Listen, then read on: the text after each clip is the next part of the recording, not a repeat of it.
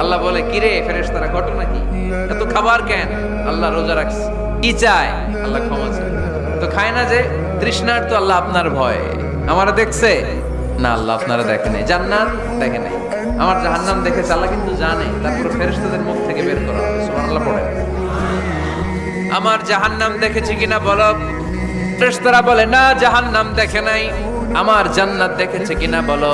জান্নাতও দেখে নাই, কিছুই দেখে নাই, আপনারেও দেখে নাই। আল্লাহ এবার খুশি হয়ে যাবে।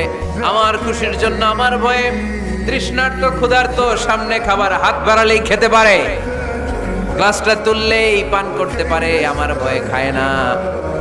আমার ক্ষমা চায়, আমার কাছে ক্ষমা প্রার্থনা করে। এখন আমার বান্দা যা দোয়া করবে, বান্দার সব দোয়া আমি কবুল করে নেব।